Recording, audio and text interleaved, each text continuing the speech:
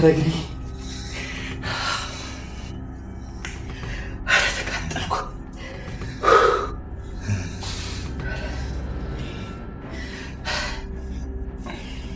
በፈጠራችሁ መሞቴ ነው። ሐኪም ቤት ሰዱኝ።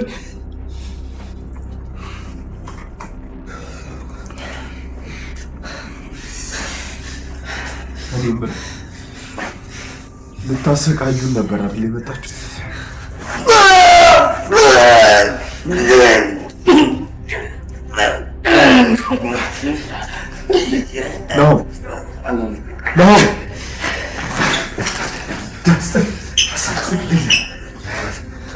ነው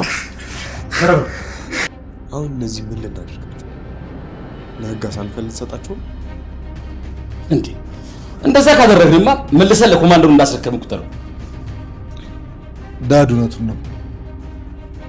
እነዚህ ሰዎች በዚህ ሰዓት የሱ ሰዎች ከሆኑ ለህግ መጠቆሙ ትርፉ ድካም ነው መስሎ የሚታይ።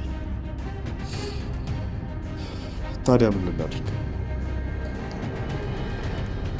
በዚያ ላይ የዚህ ሰውዬ ደም እኮ ፈሱ ማለት ነው።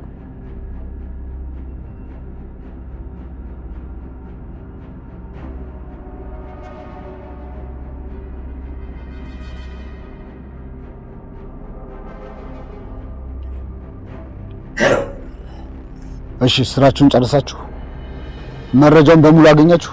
ይሄንን መረጃ በቀላሉ የምታገኝ መስሎ ነበር።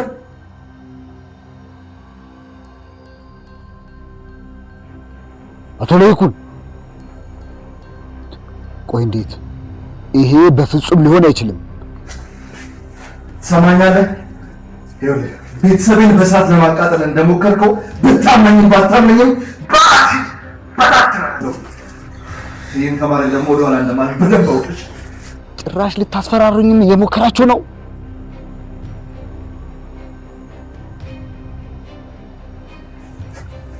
ጭካኔ በግልጽ አሳየኝ። እሺ የኔ ጭካኔ ደግሞ ከዚህ አድርግና ሞክረው።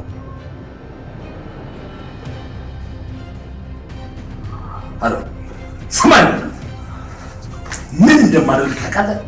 አንተና ምስሎችን እስር ቤት ማስወረወራችሁ። ምናልባት ይሄን ብታደርግ እኔ ልትበቀል ትችላለህ፣ ግን አቶ ተፈራን አትችላቸውም።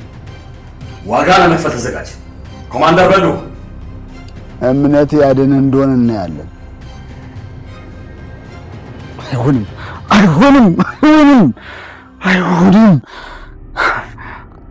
ኮማንደር በልሁ ሁሉ ነገር የተሳካና እንዳሰበው የሄደ መስሎት ከደስታ አልፎ የእርካታ ስሜት ተሰምቶት ነበር። ነገር ግን ጉዳዩ ምን ላይ እንደደረሰ ለማጣራት የደወላት የስልክ ጥሪ ሁኔታውን ሙሉ በሙሉ ትቀይረዋለች። ኮማንደሩ የልብ ምቱ በደቂቃዎች ውስጥ ይቀየራል። ላብ ግንባሩን እያጥለቀለቀው እጆቹ ይንቀጠቀጣሉ። በጉልበትና በማስፈራራት ፋይሉን እንዲያመጡለት አሰልጥኖ የላካቸው ወንጀለኞች የውሃ ሽታ ሆነው ለይኩን ስልኩን ያነሳዋል። ኮማንደር በልሁ የሰማው ድምጽ ከደቂቃዎች በፊት የሰማው የፍርሃት ድምጽ አልነበረም። አሁን በስልኩ በሌላኛው ጫፍ የሚያስተጋባው ድምጽ ከንዴትና ከእልህ የተወለደ ነው። ለይኩን ንግግሩን ጀምሯል። ኮማንደር በልሁ እኔና ቤተሰቤ ላይ ላደረካት እያንዳንዱ ድርጊት ዋጋህን ለማግኘት ተዘጋጅ ብሎ ይለዋል። የለይኩን ቃላቶች እንደ ጥይት የወጉት ኮማንደሩ ደነገጠ። ስልኩን በእጁ ይዞ በቆመበት ደረቀ። እግሮቹ መሬት ላይ የተቸነከሩ ይመስል መንቀሳቀስ አቃተው። ኮማንደር በልሁ የለይኩን ድምጽ እንደ ድምጽ ማጉያ በጭንቅላቱ ውስጥ ሲያስተጋባ ይሰማዋል። በፍርሃት ሲንቀጠቀጥ የነበረው ለይኩን በደቂቃዎች ውስጥ ሌላ ሰው ሆኗል። አሁን የኮማንደሩን ዕጣ ፈንታ በእጁ የያዘ ይመስል ኮማንደር ዛሬ ላካቸው ሰዎች ባዶ እጃቸውን መቅረታቸው ብቻ ሳይሆን እዚሁኛ ቤት ውስጥ አስረን ያስቀመጥናቸው። የምትፈልገው ዶክሜንት የት እንዳለ ለማወቅ ትፈልጋለህ አይደል? የጠየቅከውና የፈለግከውን ነገር ከመመለሴ በፊት ግን አንድ ነገር ልንገርህ፣ ማደንህ አብቅቷል። አሁን አደን የጀመርኩት እኔ ነኝ ብሎ ይለዋል። በዚህ ጊዜ ኮማንደሩ በድንጋጤ ብዛት ስልኩን አጥብቆ ይዞ ዙሪያውን ይመለከታል። የሚያያቸው መንገዶችና አቅጣጫዎች እየጠበቡበት ይመስለዋል። ለይኩን በአሁኑ ሰዓት ከዚህ በፊት ሲያዝን የነበረው ቀላል ሰው አይደለም። በስልኩ ውስጥ የሚሰማው ለይኩን የራሱን ሚስጥር የያዘና አሁን ደግሞ በድፍረት የተሞላ የኮማንደሩ ጠላት ሆኗል። ለይኩንም ያ ዶክሜንት የት እንዳለ ታውቃለህ? ትክክለኛው ቦታ ላይ አንተንና ግብረ አበሮች መቼም ልትደርሱበት የማትችሉበት ቦታ ነው ብሎ ይለዋል። ኮማንደሩም ለይኩን እሱን ተጋፍጦ ቢያሸንፈው እንኳን የከተማው ባለ ሀብትና አደገኛ ወንጀለኛ የሆነውን አቶ ተፈሪን መጋፈጥ እንደማይችል ይነግረዋል። የሌኩን ቤት በአሁኑ ሰዓት የጦር ሜዳ ሆኗል። በአየር ላይ ያለው ሽታ የፍርሃትና የድንጋጤ ብቻ ሳይሆን በጥይት ተመቶ ያለው ሰው ደምም ጭምር ነው። ሰውየው እግሩን ይዞ በነሌኩን ሳሎን ላይ እየተንፈራፈረ አረ መሞቴ ነው ሆስፒታሉ ሰዱኝ እያለ ያቃስታል። ደሙም እንደ ወንዝ እየፈሰሰ የቤቱን ወለል አጨመላልቆታል። ሌኩንና ቤተሰቡ በዚህ በኩል ደግሞ ሌላ ውጥረት ውስጥ ገብተዋል። ለፖሊስ ቢደውሉ የኮማንደር በልሁ ተጽዕኖ ስላለው ጉዳዩ ወደ እነሱ እንደሚዞር ያውቃሉ። ድንገት የተፈጠረውን የተኩስ ድምጽ ሰምተው ሌሎች ፖሊሶች ቢመጡ እንኳን ኮማንደሩ እነዚህን ሰዎች እኔ አላውቃቸውም ብሎ በሐሰት መረጃ ነፃ ሊወጣና ሌኩንን ሊበቀለው ይችላል። ሌኩን እያለቀሰች ያለችውን ልጁና በፍርሃት የተዋጠውን ቤተሰቡን እየተመለከተ በውስጡ የሚፈጠረውን እልህ መቆጣጠር አቅቶታል። ሳሎኑ ውስጥ ያለው ድባብ የሞት ያክል አስፈሪ ሆኗል። ወለሉ ላይ የተመታው የወንጀለኛ እግር አሁንም ደም እያፈሰሰ ነው። የሌኩን ልጅ ኤሚም በፍርሃት እያለቀሰች ነው። በዚህ መሃል ሲምባ እነዚህን ሰዎች መልቀቅ የለብንም፣ አንደኛ ፋይሉ እዚህ እንዳለ አውቀዋል፣ ሲቀጥል ደግሞ እኔ እዚህ ቤት እንዳለሁኝ አይተዋል። ያ ማለት ደግሞ እኔ እዚህ ቤት እንዳለሁና ፋይሉም እዚህ እንዳለ ይነግሩታል። ይሄ ማለት ደግሞ መጨረሻችን ነው የሚሆነው ብሎ ይላል። በዚህ ጊዜ የሌኩን ውስጣዊ ትግል ይበልጥ ይሰፋና በአንድ በኩል የሰውን ሕይወት ማዳን፣ በሌላ በኩል ደግሞ የራሱንና የቤተሰቡን ህልውና መጠበቅ እንዳለበት ይሰማውና ተረጋግቶ ለማሰብ ወደ ሶፋው ሄዶ ይቀመጣል።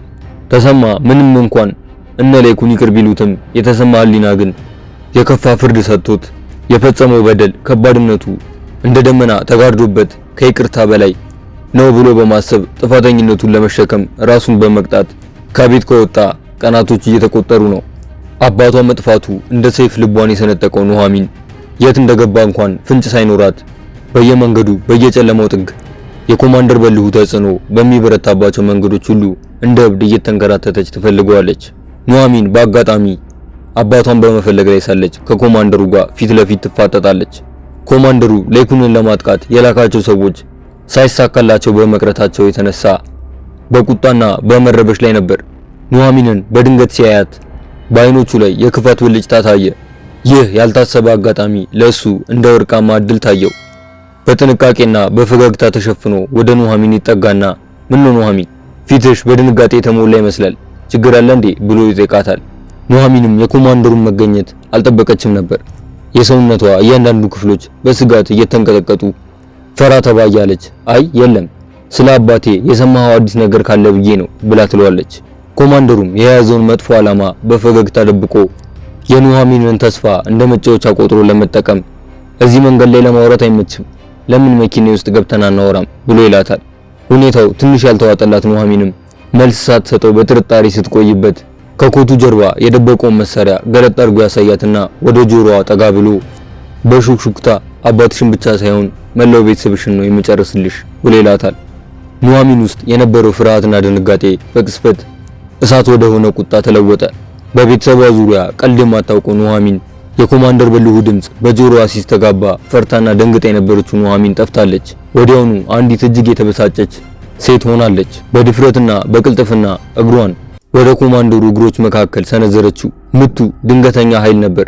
ኮማንደሩም ከመጣበት ድንገተኛ ህመም የተነሳ ትንፋሹ ቁርጥ ቁርጥ እያለ አቀረቀረ። ህመሙ ከመጠን በላይ በመሆኑ ለጥቂት ሴኮንዶች እንኳን ለመንቀሳቀስ አቅም አጣ። ኑሐሚን ወዲያው አጸፋዋን መለሰች። እኔም በአባቴ ወንድ ነኝ ብላ ትለውና በፍጥነት እየተራመደች ትታው ትሄዳለች። የሽምግልናው ጉዳይ በመሳካቱ የአምራን ቤት በደስታ ተሞልቷል።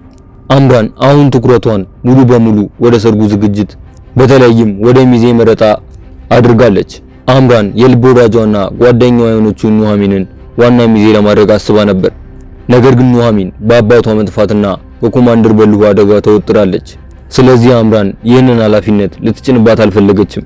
አምራን በጭንቀት ዙሪያዋን ስትመለከት ምርጫዋ ወደ ራሄል ይወድቃል። አምራን የክፉ ቀን ጓደኛዬ ብላ የምታስባት ራሄል ግን ራሷ ላይ በፈጠረችው ችግር ምክንያት ሌላ ሰው ሆናለች። አምራንን ህይወቷን ለመበጥበጥና ደስታዋን ወደ መራራ ሐዘን ለመቀየር ቆርጣ ተነስታለች። ራሄል ይህንን ሚዜ የመሆን ዕድል የተቀበለችው አምራንን ለመጥቀም ሳይሆን በሰርጉ ቀን ትልቅ አደጋና ውርደት ለማድረስ ነበር። አምራን በራሄል ንጹህ ፈገግታ ተታላ፣ ራሄል ግን በእልህና በንዴት የተሞላ እቅዷን በድብቅ ትጎነጉን ነበር። አምራን በደስታ ስትዘጋጅ ራሄል በአጠገቧ ሆና መርዟን እየረጨች ነው። በአምራን የምትታመነው ሰው ሕይወቷን ለማጥፋት የተዘጋጀችው ራሄል መሆኗን በፍጹም አታውቅም። ራሄል የአምራን ዋና ሚዜ እንደመሆኗ መጠን አሁን የሰርጉን ዝግጅት ሙሉ በሙሉ ተቆጣጥረዋለች።